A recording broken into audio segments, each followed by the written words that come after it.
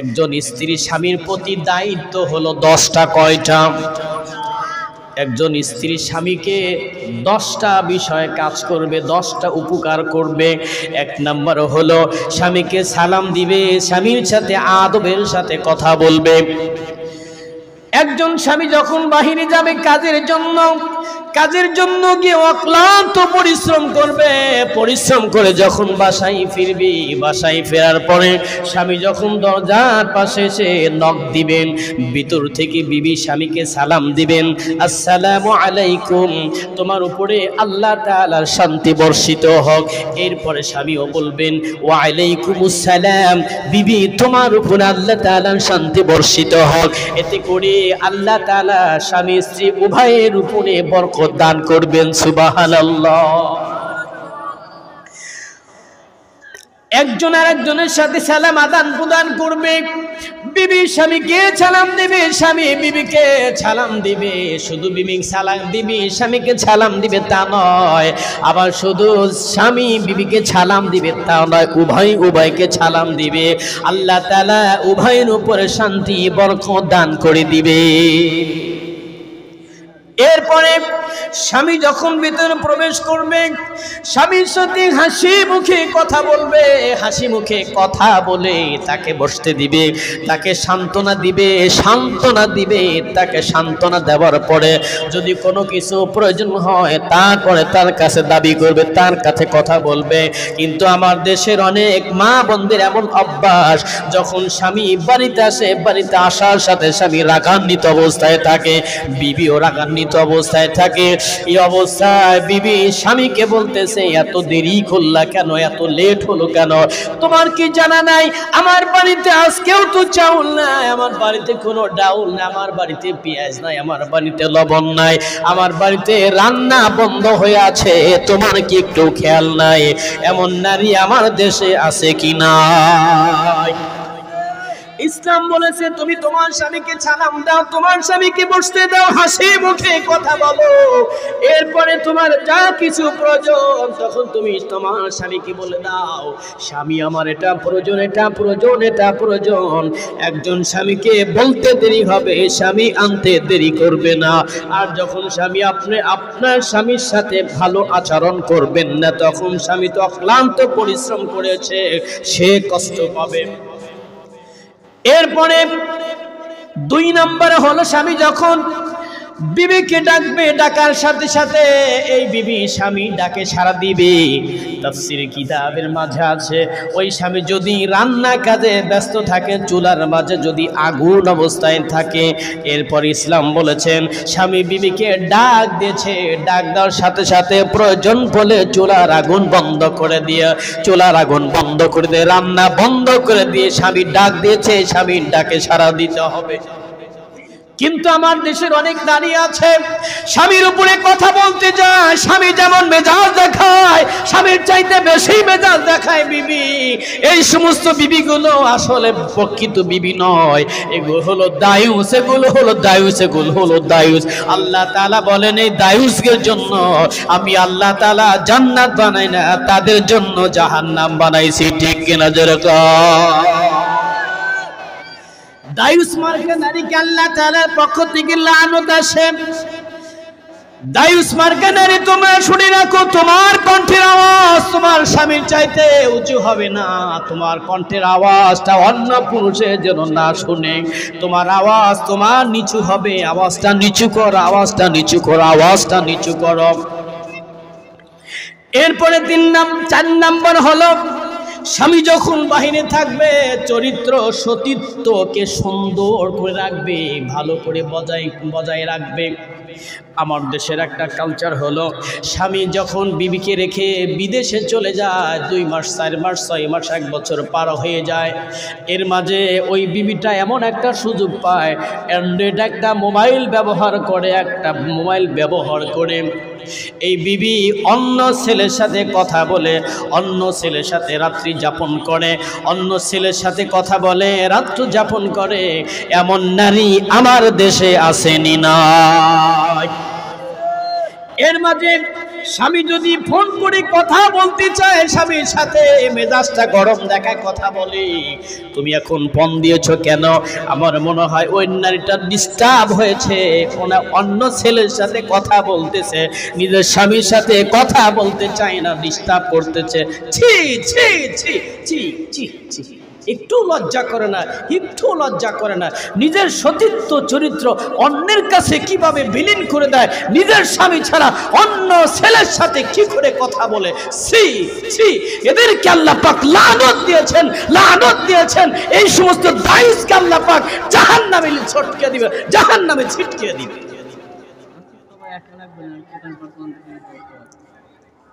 একদিক থেকে আল্লাহ পাক শান্তি দান করেছে। আমি যখন কলেজে প্রভাষক,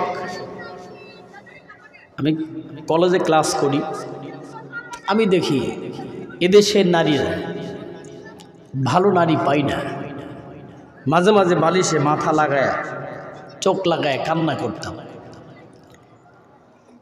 আমি ভালো থেকে আমি তো ভালো নারী মনে হয় পাবো না।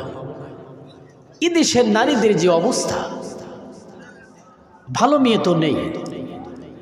এরপর আল্লাহ পাক কোরআনুল কারীমে বলেছেন, তুমি ভালো তুমি পাবে ভালো, তুমি মন্দ তুমি পাবে মন্দ, তুমি খবিস তুমি পাবে খবিস। আল্লাহ পাক তকদিরে ভালো লিখেছে, আমি ভালো ভালো লিখেছে। আমি তো আল্লাহ পাকের কাছে শুকরিয়া আদায় করি, এই বিবি দিয়ে আল্লাহ পাক আমাকে শান্তি দান করেছেন। সুবহানাল্লাহ। আল্লাহ পাক আমাকে একটা কন্যা সন্তান দান করেছে। আমার মনে হয় আল্লাহ এই দুনিয়াতে আমাকে বেহেশত দান করেছে। দুটি বিষয় আমি আল্লাহর কাছে বলি, আল্লাহ এই দুনিয়াতে আমাকে বেহেশত দান করেছ। এক হলো ভালো বিবি দিয়েছ, আর এক হলো একটা কন্যা সন্তান দান করেছ। নবীজি বলেছেন একটা কন্যা সন্তান একটা জান্নাত।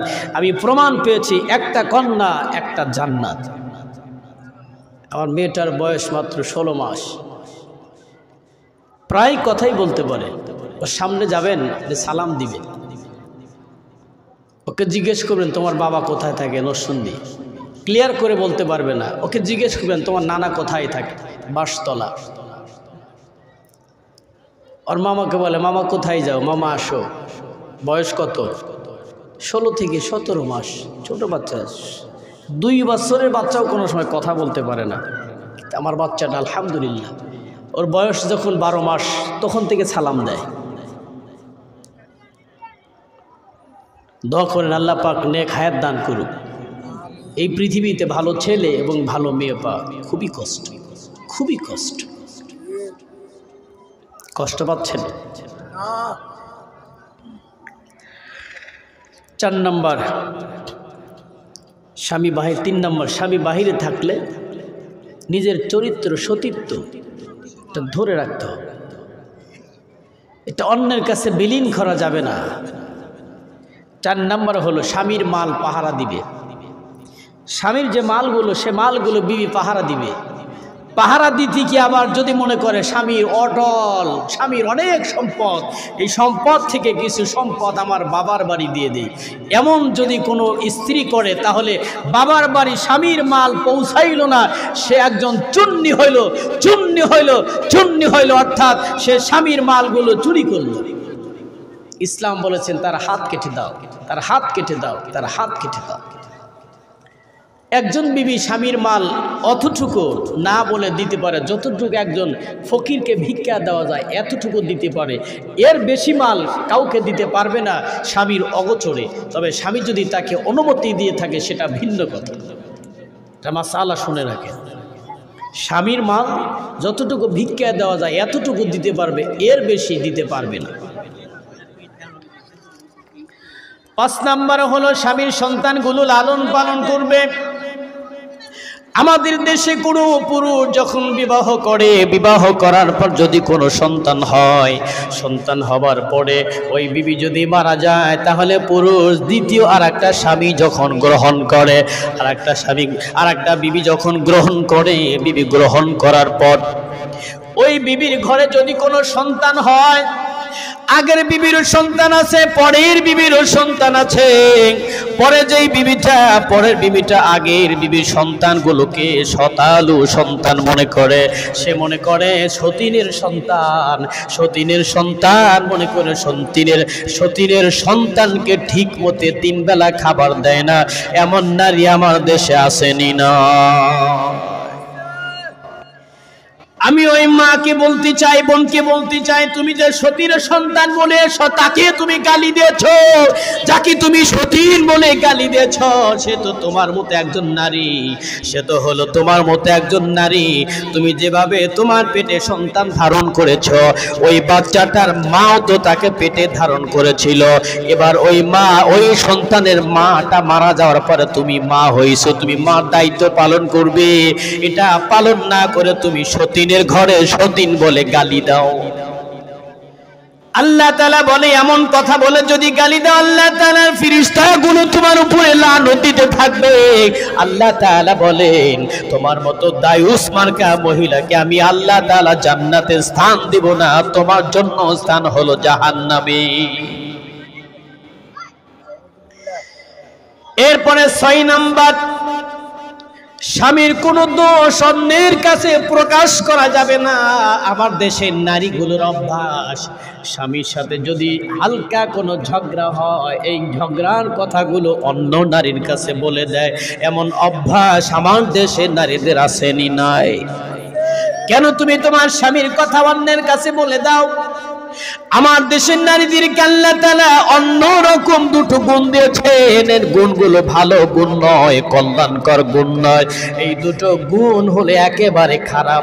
1 নম্বর গুণ হলো, কয়েকজন নারী একত্রিত যখন হয়, একজন নারী আর একজন নারীর নামে গীবত করে, একজন নারী অন্যজন নারী স্বামীর নামে গীবত শুরু করে দেয়। আর একটা গুণ হলো, কয়েকজন নারী একত্রিত যখন হবে, একত্রিত হবার পর তাদের পেটে যা কথা আছে সব কথাগুলো মানুষকে বলে দেয়। এই নারীগুলোকে আল্লাহ তাআলা এমন মেধা দিয়েছে, তাদের জ্ঞান শক্তি একেবারে কম, তাদের গোপনীয় কথাগুলো মানুষের কাছে বলে দেয়। এতে করে মামলা মোকদ্দমা শুরু হয়ে যায়। আজকে সিরাজগঞ্জের মুসলমান, সিরাজগঞ্জে জজ কোর্টে গিয়ে দেখবেন, এই জজ কোর্টে যতগুলো মামলা নিয়েছে, এই মামলার মাঝে 40% মামলা স্বামী এবং স্ত্রীর মাঝে ঝগড়াতে মামলা হয়েছে। আমি বলতে চাই, স্বামী তুমি যখন বিবাহ করেছো, নিশ্চয় তুমি তোমার বিবিকে দেখেছো, বিবিকে দেখে পছন্দ করে বিবাহ করেছো, তাহলে এই বিবির সাথে কেন তুমি ঝগড়া করতে যাও?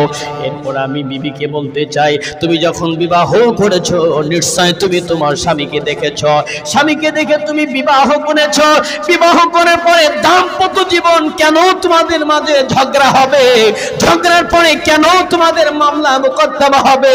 মামলা মোকদ্দমার পরে তোমার মা তোমার বাবার মাথাটা নিচু করতে হয়।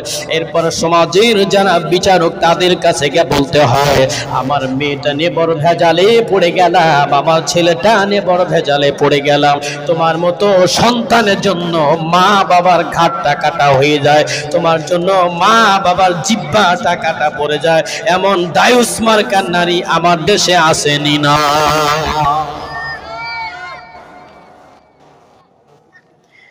তুমি যখন তোমার স্বামীকে পছন্দ করেছো, এরপরে তুমি তোমার বাবাকে বলেছো, মাকে বলেছো, না হয় তোমার বোনকে বলেছো, না হয় তোমার খালাকে বলেছো, এরপরে তোমার মা বাবা বিবাহের আয়োজন করেছে। তুমি যতক্ষণ পর্যন্ত বলো নাই, ততক্ষণ পর্যন্ত বিবাহের আয়োজন হয় নাই। পছন্দ করে বিবাহ করেছো, আবার কেন মামলা মোকদ্দমা শুরু হলো? এরপরে কোন কোন নারী নিজে পছন্দ করে মাকে জানায় না, বাবাকে জানায় না, মা বাবাকে না জানাইয়া তারা দুজন পালিয়ে হিজরত করেছে, পালিয়ে বিবাহ করেছে। 6 মাস না যেতে, 1 বছর না যেতে ওই স্বামী স্ত্রীর মাঝে মামলা মোকদ্দমা শুরু হয়ে যায়। এমন অবস্থা আমার দেশে আছেনি না? এই সমস্ত দায়ুস মার্কা মহিলাকে আল্লাহর নবী বলেছেন, আল্লাহ তাআলা বলেছেন তোমাদের উপরে লানত পড়তে থাকবে, লানত পড়তে থাকবে। আল্লাহ তাআলা তোমাদের মতো দায়ুস মার্কা নারীদের জন্য আল্লাহ জান্নাত বানায় নাই, তোমাদের জন্য হলো জাহান্নাম। এরপরে 7 নম্বরে বলা হলো ওই সমস্ত নারীগুলো, যেই সমস্ত নারীগুলো সুগন্ধি ব্যবহার করে, সুগন্ধি ব্যবহার করে একমাত্র স্বামীর সামনে যাওয়া যাবে, স্বামী ব্যতীত অন্যের সামনে সুগন্ধি ব্যবহার করে যাওয়া হলো হারাম, হারাম, হারাম। অথচ আমার দেশের নারীগুলো যখন সুগন্ধি ব্যবহার করবে নিশ্চয় তখন বাহিরে যাবে, বাহিরে যাওয়ার জন্য সুগন্ধি ব্যবহার করবে। আমার দেশে যে নারীগুলো আছে 80% নারীও বলতে পারবে না আমি আমার স্বামীর জন্য কোনোদিন সুগন্ধি ব্যবহার করেছিলাম। তারা মনে করে বাহিরে যাবার জন্য, অন্য পুরুষকে দেখানোর জন্য সুগন্ধি ব্যবহার করতে হবে। অথচ ইসলাম বলেছেন না, অন্য পুরুষকে দেখানোর জন্য, অন্য নারীকে দেখানোর জন্য তুমি সুগন্ধি ব্যবহার করবে না। তুমি সুগন্ধি তখনই ব্যবহার করবে তোমার স্বামীকে, তোমার স্বামীকে খুশি করবার জন্য। 8 নম্বরে বলা হলো তোমার স্বামী যেটা পছন্দ করবে না সেটা তুমি করবে না। কিন্তু আমাদের এই দেশের নারীদের ব্যাপারটা হলো উল্টো। স্বামী যদি বলে তুমি আজকে বাহিরে যেও না, তাহলে বিবি বলবেন না তোমার কথা আমি শুনতে চাই না। আমার দেশের প্রত্যেকটা মার্কেটে দেখবেন, প্রতিটা মার্কেটের মাঝে যতগুলো পুরুষ তার সাথে নারী বেশি, নারীদের সংখ্যা মার্কেটে বেশি। আমার মনে হয় ওই সমস্ত পুরুষ এমন পুরুষ যেই পুরুষগুলো তাদের নারীগুলোকে ছেড়ে দেয়, যাও যাও তুমি যাও শপিং করতে যাও, তোমার দায়িত্ব তোমাকে দিয়ে দিলাম। আমার মনে হয় ওই সমস্ত দায়ুস মার্কা নারীর জন্য দায়ী হলো পুরুষ, ঠিক না? তুমি কেমন পুরুষ হয়েছ? তুমি তোমার নারীকে কি করে বাহিরে পাঠিয়ে দাও? তুমি কি করে তোমার বিবিকে বাহিরে পাঠিয়ে দাও? যাও যাও তোমার শপিংটা তুমি করে নিয়ে আসো। তুমি স্বামী হয়েছ, তুমি তোমার বিবির জন্য যেটা ক্রয় করে দিবে সেটাই পছন্দ করবে। প্রথমে বলেছিলাম আল্লাহ তাআলা আদম নবীর বাম পাজরে হাত দিয়ে বাঁকা হাত দিয়ে নারীকে বানাইলেন। প্রত্যেকটা স্বামীর বাম পাজরের বাঁকা হাত নারীদেরকে বানাইছে। ওই নারীদেরকে একেবারে সোজা করা যাবে না। একেবারে সোজা যদি করতে হয় তাহলে তারা বাঁকা হয়ে যাবে। এজন্য নারীদেরকে সোজা করতে হলে ধীরে ধীরে সোজা করতে হবে। আজকে তুমি পুরুষ নামাজি, আজকে তুমি তোমার বিবিকে বলো বিবি আমি তো নামাজি, তুমিও নামাজ আদায় করো। একদিন দুদিন 3 দিন বলতে বলতে একদিন তোমার বিবি নামাজি হয়ে যাবে। এরপরে স্বামী বেনামাজি, বিবি নামাজি। এই বিবি স্বামীকে রাতে 5টার সময় জাগায় দিবেন। 5টার সময় জাগায় দিয়া এই স্বামীর হাতে মেসওয়াকটা দিয়ে দিবেন। মেসওয়াকটা দিলা, মেসওয়াক করে ওযু করে মসজিদ পানে চলে যাও। এই কথা বলে স্বামীকে যদি ঘুম থেকে উঠাইতে পারে তাহলে এই স্বামী মসজিদে যাবে, মসজিদে গিয়ে নামাজ আদায় করবে। এই স্বামীর আমলনামায় যতগুলো নেকি লেখা হবে আল্লাহ তাআলা এই সমপরিমাণ নেকি তার বিবির আমলনামায় লিখে দিবে। একজন মা একজন বাবা যখন নামাজি হয়ে যাবে, ওই বাবা মাকে দেখে ছোট্ট বাচ্চাটাও নামাজি হয়ে যাবে। ছোট্ট বাচ্চাটাও মার মতো রুকু করবে, ছোট্ট বাচ্চাটা বাবার মতো সিজদা করবে, ছোট্ট বাচ্চাটা মা টিভির পর্দায় বসে থাকবে, ছোট বাচ্চাটা টিভির পর্দায় বসে থাকবে। মা বাবা যেই কাজগুলো করবে সন্তানগুলো মনে করবে এই কাজগুলো ইসলামে হালাল করেছেন, এই কাজগুলো সন্তান করতে চাবে। এজন্য মা বোনদেরকে বলবো মা ইসলাম যেগুলো সমর্থন করেছে এগুলো তোমরা করবে। কোরআনুল কারীমের তেলাওয়াত করবে, নামাজ পড়বে, সত্য কথা বলবে, ছেলে মেয়ের সামনে ভালো আচরণ করবে। তাহলে তোমারটা দেখে দেখে তোমার সন্তানগুলো এগুলো শিখবে। আর তুমি যদি অবৈধ কাজ করো, অবৈধ কাজগুলো দেখে সন্তানগুলো এভাবেই শিখবে, ঠিক কি না? তাহলে মা বাবা যেমন হবে সন্তানগুলো তেমন হবে। মা বাবার দরুন মা বাবার জন্য কোন সন্তান জান্নাতে যাবে, আবার মা বাবার জন্য কোন সন্তান জাহান্নামে যাবে। মা বাবা যেমন হবে সন্তানগুলো তেমন হওয়ার সম্ভাবনা থাকবে। এরপরে বলা হলো স্বামী যেটা অপছন্দ করে বিবি তুমি এটা অপছন্দ করো। কিন্তু আমার দেশের নারীগুলো একেবারে ভিন্ন। স্বামী যেটা নিষেধ করবে এটাই বারবার করতে চাবে, এটা বারবার করতে চাবে, আর বলবে আমার যেটা মন চায় এটা আমি করব, তুমি কেন বাধা দাও? তোমাকে আমাকে সমান অধিকার দেওয়া হয়েছে। এরপরে 9 নাম্বার বলা হলো স্বামীর সামনে নিজেকে সাজুগুজু করবে। আল্লাহ তাআলা বলেন মহিলা তোমার যত সাজুগুজু, তোমার যত অলংকার আছে, যা কিছু প্রয়োজন, নতুন জামা পরিধান করবে, ভালো করে সাজুগুজু করে তুমি তোমার স্বামীর সামনে দাঁড়াবে। কেন? নারী তোমার সৌন্দর্য হলো তোমার স্বামীর জন্য। এই ব্যাপারে একেবারে উল্টো। আমার দেশের নারীগুলো স্বামীর সামনে কখনো ভালো পোশাক পরিধান করে না, স্বামীর সামনে একেবারে ছেঁড়া জামাগুলো পরিধান করে থাকবে। আর যতগুলো মেকআপ আছে আর যতগুলো অলংকার আছে এগুলো ভিতরে তুলে রাখবে, আলমারির ভিতরে তুলে রাখবে। এগুলো কোন দিন ব্যবহার করবে? যেদিন বন্ধুর বিয়েতে দাওয়াত পাবে, যেদিন ভাতিজার মুসলমানিতে দাওয়াত পাবে, যেদিন অন্যের বাড়িতে এই অলংকারগুলো পরিধান করবে। অলংকারগুলো পরিধান করে একেবারে কালো মেয়েটা এমন একটা মেডিসিন ব্যবহার করবে, এই মেয়েটার পা দিকে তাকাইবেন, পাটা একেবারে কালো, আর চেহারার দিকে তাকাইবেন এত সুন্দর ফর্সা হয়েছে। আসেনি নাই? মেকআপ দিয়ে সুন্দর করে বাহিরে যায়, বাহিরে গিয়ে মানুষকে দেখাইতে চায় অমুক এলাকার অমুকের স্ত্রী দেখো কত সুন্দর অলংকার করেছে, কত সুন্দর মেকআপ করেছে।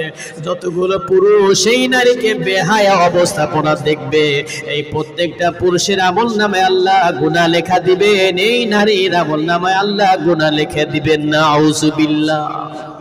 তাহলে নারীরা তোমাদের সৌন্দর্য, তোমাদের সাজগোজ হলো একমাত্র স্বামীর জন্য, তোমাদের সাজগোজ অন্য কারোর জন্য নয়। 10 নাম্বার হলো বিবি তার স্বামীকে সৎ কাজের জন্য পরামর্শ দিবে এবং সাহস দিবে। বিবি কোনো কাজ করতে চাইলে, স্বামী কোনো কাজ করতে চাইলে, কাজটা যদি কল্যাণ হয় তাহলে বিবি স্বামীকে সান্ত্বনা দিবে। কেন সান্ত্বনা দিবে? কুরআনুল কারীমের 5টা আয়াতে কারিমা যখন প্রথম নাজিল হয়, ইকরা বিসমি রাব্বিকাল্লাযী খালাকাল الإنسان من علق اقرأ ربك الأكرم الذي علم بالقلم علم الإنسان ما لم يعلم الله أكبر। কুরআনুল কারীমের এই আলাকের 5টি আয়াত কারিমা যখন নাজিল হলো, নবীজির উপরে প্রথম যখন ওহী আসলেন 5টি আয়াত কারিমা নাজিল হলেন। নবীজি ভয়ে কাঁপতেছিল। এই অবস্থায় যখন খাদিজার কাছে গেলেন, খাদিজাকে বলেন তুমি আমাকে ঢেকে দাও, জাম্মিলুনি, আমাকে চাদরে তুমি ঢেকে দাও। হযরতে খাদিজা নবীজিকে চাদরে ঢেকে দিলেন, চাদরের মাঝে ঢেকে দিয়ে নবীজিকে সান্ত্বনা দিলেন, নবী আপনি ভয় পাবেন না, নবী আপনি ভয় পাবেন না, নবী আপনি ভয় পাবেন না। নবীজিকে চাদরে ঢেকে দিয়ে ওনার ভাই চাচাতো ভাই ওয়ারাকা বিন নওফলের কাছে নিয়ে গেলেন। ওয়ারাকা বিন নওফলের কাছে নিয়ে যাওয়া হলো। ভাইয়ের কাছে বললেন আমার স্বামী মুহাম্মাদের উপরে কি যেন নাজিল হয়েছে। এরপরে কুরআনুল কারীমের 5টি আয়াত তেলাওয়াত করা হলো। ওয়ারাকা বললেন ইনি হলেন আখির জামানার নবী, এর মধ্যে কোনো সন্দেহ নাই। নবীজির বিবিগুলো নবীকে সান্ত্বনা দিত, নবীকে কত ভালোবাসতো। আমার দেশের নারীরা তোমরা নবীদের বিবিদের কাছ থেকে শিক্ষা নাও। হযরতে খাদিজা রাদিয়াল্লাহু তাআলা আনহা নবীকে কেমন ভালোবাসতেন। একটা বর্ণনা আসছে, নবীজি যখন খাদিজাকে বিবাহ করবে, খাদিজাকে বিবাহ করার সময় নবীর এত অর্থ ছিল না। তখনকার সময় মক্কা নগরীতে সবচেয়ে ধনী ছিলেন খাদিজা রাদিয়াল্লাহু হযরতে খাদিজা। হযরতে খাদিজার এতগুলো সম্পদ থাকার পরে নবীজিকে বিবাহ করতে চাইলেন। খাদিজার বয়স হলো বেশি, নবীজির বয়স হলো কম। এবার মক্কা নগরীর নারীগুলো খাদিজাকে বলতেছেন, খাদিজা তুমি কি করতেছো? এতগুলো সম্পদ থাকার পরে তুমি কেন ইয়াতীম মুহাম্মদকে বিবাহ করতে চাও? এবার খাদিজা নবীকে ভালোবেসে নবীর মহব্বতে সমস্ত সম্পদগুলো আমার নবী নামে ওয়াকফ করে দিতে চায়, আমার নবী নামে ওয়াকফ করে দিতে চায়। আর মক্কার সমস্ত নারীদেরকে বলে আমার সমস্ত সম্পদের মালিক মুহাম্মদকে বানায় দিলাম। বেলকুসির মুসলমান ভালো করে শুনে রাখো, পর্দার আড়ালের মা, নবীজির বিবিদের কাছ থেকে আদর্শগুলো শিখে নাও। তাদের আদর্শগুলো কেমন ছিল? হযরতে আয়েশা রাদিয়াল্লাহু তাআলা আনহার আদর্শটা কেমন ছিল? নবীজি একদিন বাহিরে থেকে ভিতরে তাশরিফ আনলেন। ভিতরে তাশরিফ আনার পর নবীজির বিবি হযরত আয়েশা দাঁড়িয়ে গেলেন, নবীজিকে সালাম দিলেন। নবীজিকে সালাম দেওয়ার পর নবীজি বলতেছেন, আয়েশা বসে পড়ো, আয়েশা বসে পড়ো। হযরত আয়েশা বসে পড়লেন। আয়েশা যখন বসে পড়লেন, নবীজি হযরত আয়েশার উরাদের উপরে মাথা দিয়ে শুয়ে পড়লেন। শুয়ে পড়ার পরে নবীজি আয়েশাকে বলতেছেন, আয়েশা আমার তো ভালো লাগতেছি না, আমার মনে হয় আমি দুনিয়া থেকে বিদায় হয়ে যাব, আমার উম্মতদেরকে ইয়াতীম করে চলে যাব। এই কথাটা বলার সাথে সাথে আম্মা জান আয়েশা রাদিয়াল্লাহু তাআলা আনহা দু চোখের পানি ছেড়ে কান্না করতেছিলেন। তাফসীরের কিতাবে আছে আম্মা জানের দু চোখের পানিগুলো ঝরঝর করে পড়তেছিল। দু চোখের পানি ঝরঝর করে পেরে নবীজির দেহের উপর যখন পানিগুলো পড়তেছিল, আমার নবীজি বলেন, আয়েশা শান্ত হয়ে যাও, আয়েশা শান্ত হয়ে যাও, কষ্ট পেও না। এরপর আয়েশা বলতেছেন, নবী আপনি বিদায় হয়ে যাবেন, আমাদের কি হবে, আমার কি হবে? এই কথা বলার পরে নবীজি বলেন, আয়েশা শান্ত হয়ে যাও। আর নবীজি যখন দুর্বল হয়ে গেলেন, আম্মা জান আয়েশাকে বলেন, আয়েশা এখন তো নামাজের সময় হয়ে গেছে, এই মুহূর্তে নামাজের ইমামতি আমি করতাম, নামাজের ইমামতি দিয়ে আমি দাঁড়াইতে পারবো না। তোমার বাবা আবু বকরকে বলে দাও আমার স্থলে তোমার বাবা আবু বকর যেন ইমামতি করে। এবার আবু বকরকে পাঠানো হলো। আবু বকর ইমামতিতে জামাত শুরু হয়ে গেল। এরপরে নবীজি তাকিয়ে তাকিয়ে দেখতেছিল, জামাতি নামাজ আদায় করতেছিল। আম্মা জান আয়েশা বলে, নবী আপনি বারবার কেন মসজিদে নববীর দিকে তাকায় দেখতেছেন? বারবার কেন মসজিদে নববীর দিকে তাকায় রইলেন? নবীজি বলতেছেন, আমি দেখতে চাই আমি নবীর ইন্তিকালের পর আমার উপর যে নামাজটা ফরজ হয়েছে, এই নামাজগুলো আমার সাহাবীরা আমার উম্মতেরা ধরে রাখতে পারবেনি। নবীজি বলতেছেন, আমি তাকায় দেখলাম মসজিদে নববীতে হযরত আবু বকর ইমামতিতে নামাজ চলতেছে। আমি নবীর ইন্তিকালের পর আমার মনে হয় আমার সাহাবীরা আমার উম্মতেরা নামাজকে ধরে রাখতে পারবে। সুবহানাল্লাহ।